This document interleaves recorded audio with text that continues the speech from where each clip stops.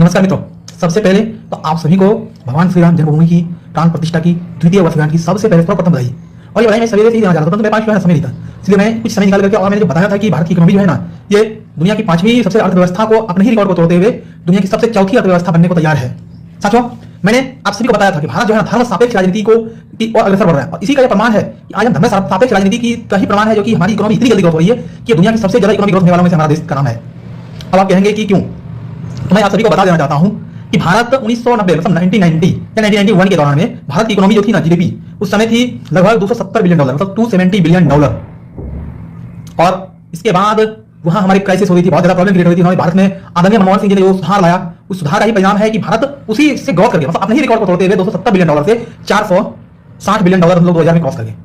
भाइयों, ये एक अद्भुत और संगम का क्षेत्र है, बहुत ही अद्भुत संगम का मिलन भी है। मतलब जहां हमारी इकोनॉमी को बढ़ने में लगभग 40 से 50 सालों के अंदर 40 सालों के अंदर जहां $270 बिलियन में आए थे, वहां अगले ही 10 साल में हमारी भारत की इकोनॉमी 460 बिलियन पहुंच गई, मतलब डबल हो गई, अगले ही 10 साल में ग्रोथ कर गई।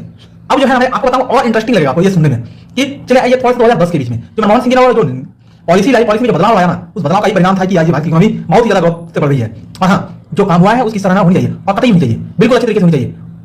जिस प्रकार से कि ग्लोबल लिबरलाइजेशन, प्राइवेटाइजेशन, इन सब चीजों को लाया गया और विदेशी लोगों को जो है आने का मौका मिला और हमारे भारत के नए क्षेत्रों में निवेश करने का मौका मिला, इन्वेस्ट करने का मौका मिला, हमारे भारत की इकोनॉमी बहुत ही ज्यादा ग्रोथ हुई और उम्मीद है कि आगे होती रहेगी। परंतु बातें यहाँ समाप्त नहीं। 2010 में हम लोगों ने भारत में जब सर्वे हुआ तो उसकी इकोनॉमी कितना हुई थी, $1 ट्रिलियन क्रॉस कर गए थे 2010 में ही, मतलब 1,370 बिलियन डॉलर, जिसको हम ट्रिलियन कहते हैं, ट्रिलियन याद रहता है, तो उसको हम लोग कहते हैं $1,370 बिलियन इकोनॉमी क्रॉस कर गए।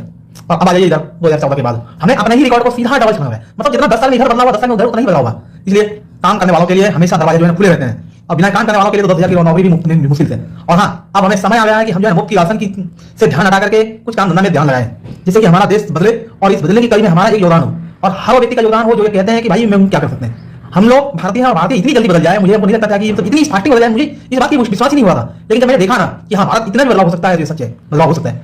आज भारत 2024 में ही दुनिया की 5वीं सबसे अर्थव्यवस्था बन चुकी थी, बनने को जा रही थी। और उस समय जो था हमारा 3.94 ट्रिलियन डॉलर, मतलब उसमें 3.3794 बिलियन डॉलर हम लोग क्रॉस कर गए। लेकिन अब जब मैं आज वीडियो बना रहा हूँ ना, आज पता कितना है, भारत जापान को भी पीछे छोड़ते हुए भारत की इकोनॉमी 4 पॉइंट है, मतलब 4800 बिलियन डॉलर के आसपास पहुंच गई है। मतलब कहां से शुरुआत हुई थी हमारी जर्नी और कहां आकर हम लटक रहे हैं। भाइयों, इसी प्रकार हम लोगों की इकोनॉमी बढ़ती रहे। और हाँ, ये भगवान श्री राम की भी अंशी अनुकंपा है कि मतलब हमने इतनी जल्दी और इतनी लंबी छलांग लगा ली इस कार्य के लिए। जो कहते हैं ना कि भगवान के नामों में शक्तियां नहीं होती है, भगवान के नामों में वही शक्तियां हैं मेरे मित्रों। जो पार्टियां कभी 2 सीटों पर चुनाव जीती थी, आज वही पार्टियां 303 सीटों पर भी चुनाव जीती थी, 282 सीटों पर भी चुनाव जीती थी। इसके बाद आज 240 सीटों पर भी है। बहुत सारे राज्यों में सरकार है, लेकिन केवल इन्हीं से बदलाव नहीं हुआ।